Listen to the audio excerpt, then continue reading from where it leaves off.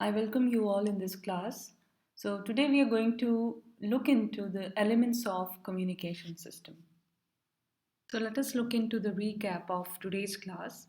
In the last class we have done what is communication, what is the root of the word communication, what is the definition of it, and what are the various models. The first basic model was of Aristotle, that was persuasive model.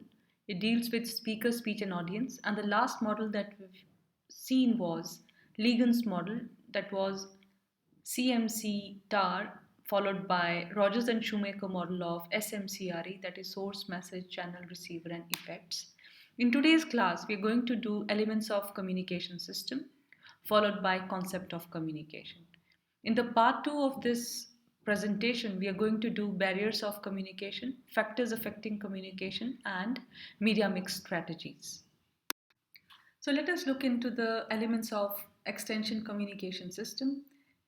We see that communicator, message, channel, treatment and presentation, audience and audience response. These are the characteristics which contribute to the success or failure of communication. Now we see that a communicator is a person who is communicating the message. The credibility of the communicator and the organization the individual represents is important for effective communication. You must be wondering, what is credibility then? Credibility means trustworthiness and competence. Before the audience accepts any message, it will be judged whether the communicator and the organization the individual represents can be relied upon and is competent enough to give the information. So, credibility of communicator is very much important. So, the communicator is the person who starts the communication process. It is the source or originator of messages. It is the first to give expression to messages, and an extension agent is a communicator or carrier of message.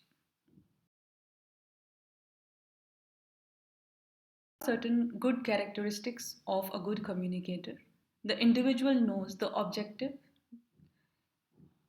he have them specifically defined. He knows the audience, their needs, interests, abilities, and predispositions. The message, the content, validity, usefulness, importance of it, the channels that will be used to reach the audience, then the organization and treatment of the message, and the professional abilities and limitation.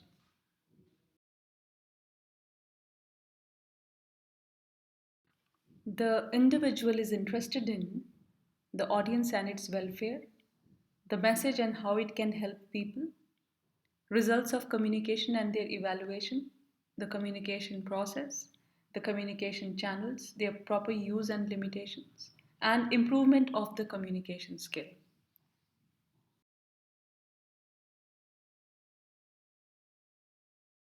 Message is information a communicator wishes his audience to receive, understand, accept, and act upon. Now, information which is relevant to a particular set of audience constitutes the message. Otherwise, for them, it is just a useless noise. A good message should clearly state what to do, how to do, when to do, what would be the result. So, messages which are relevant, interesting, useful, profitable, credible, and complete are likely to motivate the people.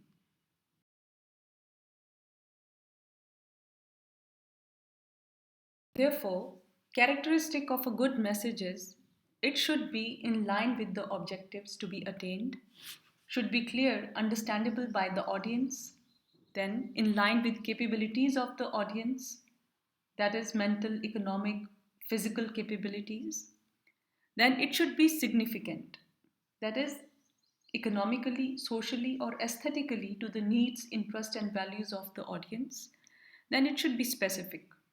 There should be no irrelevant material. It should be simply stated, covering few pertinent points at a time, and it should be accurate. It should be scientifically sound, factual, and current.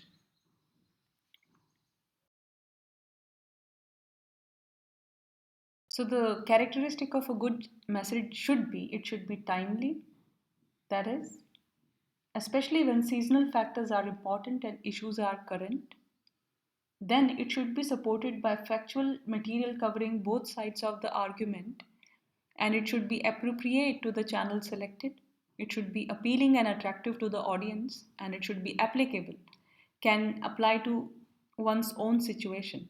And it should be adequate, combining both principle and practice, and it should be manageable. It could be handled by the communicator within the limits of time and resources. Another element of communication system is channel. Channel of communication constitutes the medium through which information flows from a sender to one or more receivers. Face to face, word of mouth is the simplest and most widely used and effective means of communication. Now, as the society is changing from traditional to modern, so the emphasis is shifting from oral communication to media system of communication. The reason is because there is large number of audience or receiver of information, and there is because of the physical distance of the communicator and the receiver of information. So it is very much important to use different media of communication. Even in interpersonal, face to face or word of mouth communication, it is becoming important to use some audiovisual aids to make communication more effective.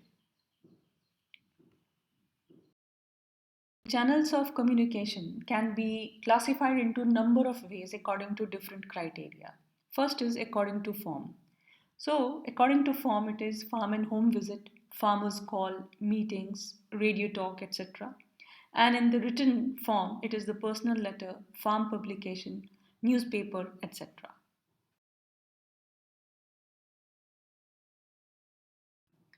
According to nature of personnel involved, there is first is personal localite, second is personal cosmopolite, and third is impersonal cosmopolite.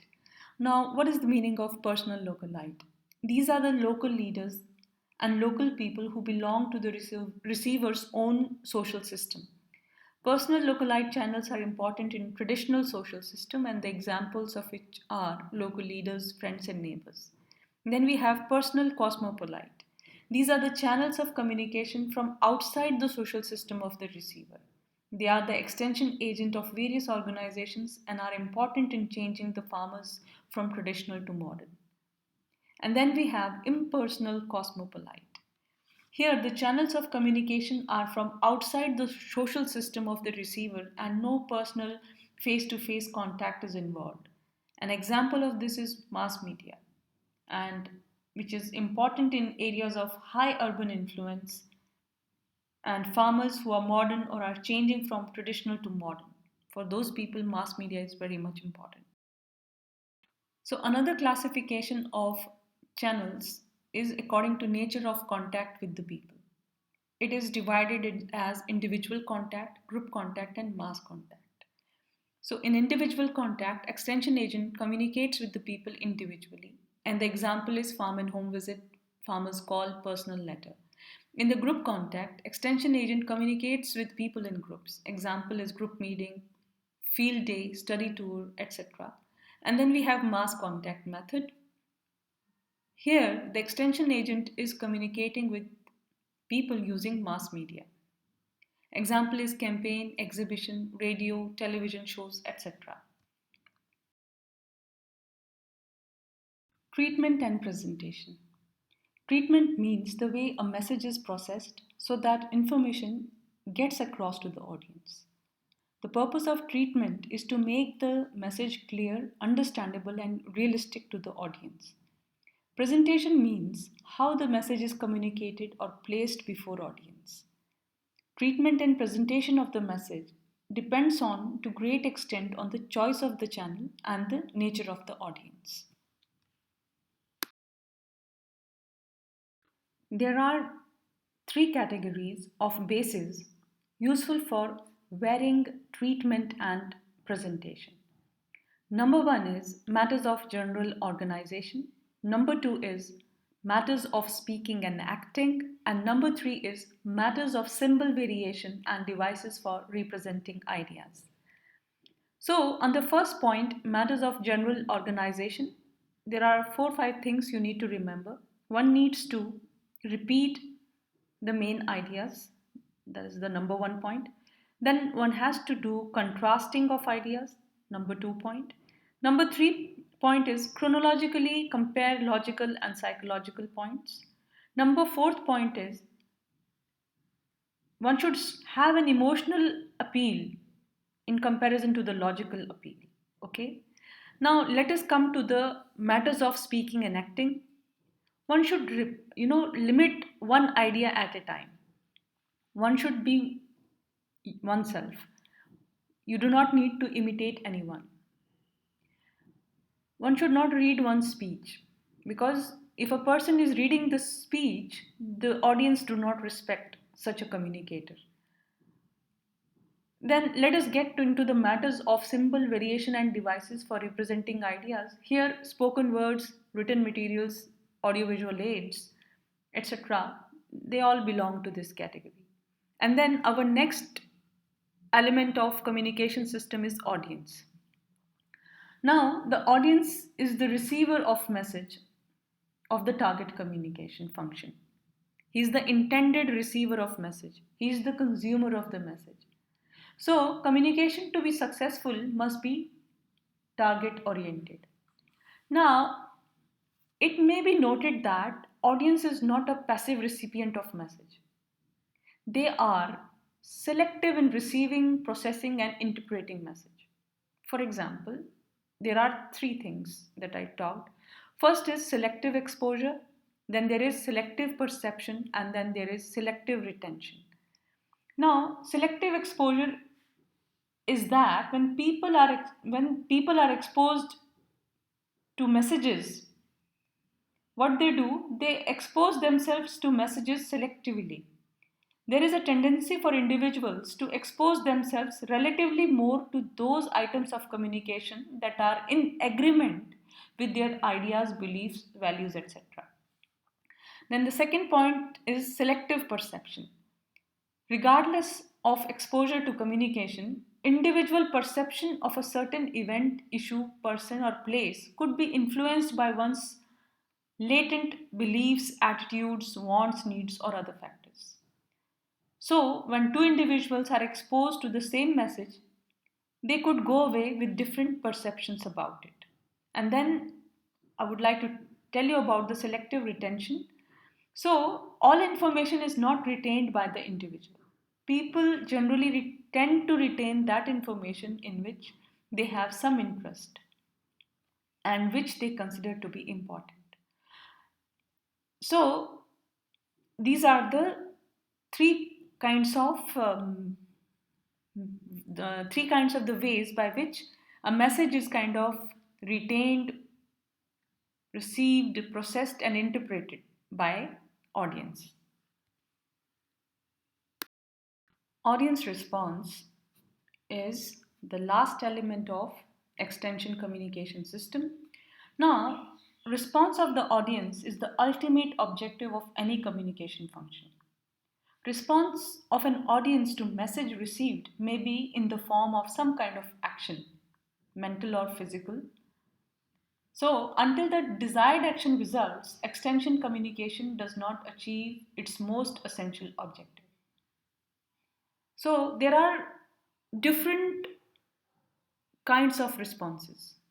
These are understanding versus knowledge, acceptance versus rejection, remembering versus forgetting, mental versus physical action, right versus wrong.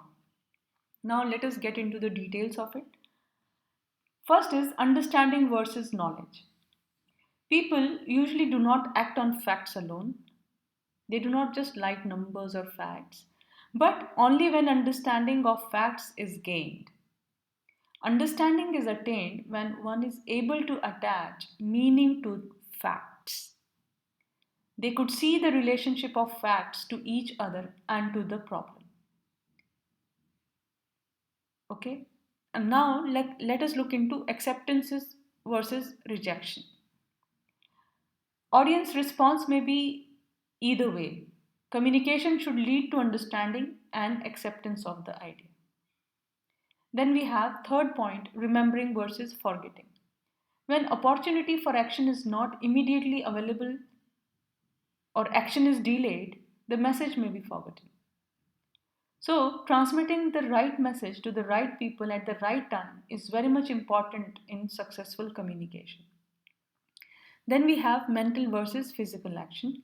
Here, changes in the minds of the people must always precede changes in the action by hands. People should not only understand and accept the message, but shall also act on it. And the last point is right versus wrong. The goal of communication is to promote desirable action by the audience. If the response of the audience is not in line with the objective, it is assumed to be wrong. If the response of the audience is in line with the objective, it is assumed to be right. But there is noise, that is, unwanted information may prevent in getting the desired response from the audience. Concept related to communication. First is frame of reference. Each person has a stored experience of beliefs and values as an individual and also as member of the society. So this provides the background of stimulation which influences a person's behavior in particular situation and is called the individual's frame of reference. The functionally interrelated external and internal factors operating at a given time constitute the frame of the reference of the ensuing action. For example, a message received by an individual is interpreted in terms of the frame of reference of the individual. The message which challenges these beliefs and values may be rejected or misinterpreted. This tendency on the part of the receiver obstructs communication in case the receiver and the sender do not have common frame of reference.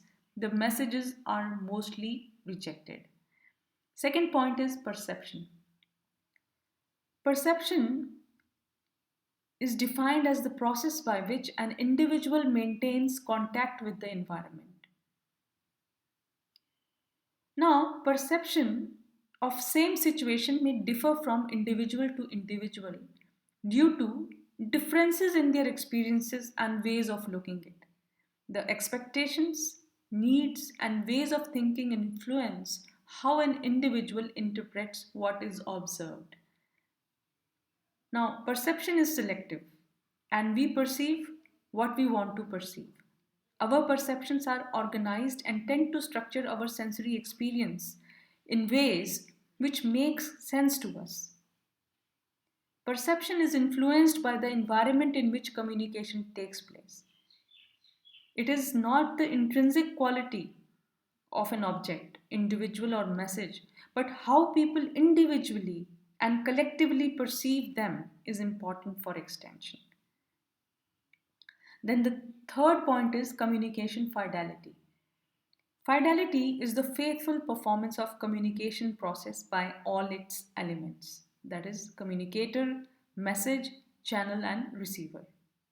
And noise and fidelity are two sides of the same coin. Eliminating noise increases fidelity. The production of noise reduces fidelity. So, the communication fidelity can be explained as the extent of desirable changes in receiver's behavior as a result of communication. Then we have fourth point, communication gap. Communication gap refers to the difference between what was communicated by the extension agent and what has actually been received by the audience. Desirable action by the audience cannot take place if there is a large communication gap. Okay? And then we have fifth point is homophily and heterophily. Now, homophily is the degree to which a pair of the individuals who communicate are similar in certain attributes or qualities, such as beliefs, education, social status, and the like. On the other hand, heterophily is the opposite of homophily and is the degree to which pairs of individuals who interact are different in certain attributes. Okay? With this, I would like to thank you for your attention.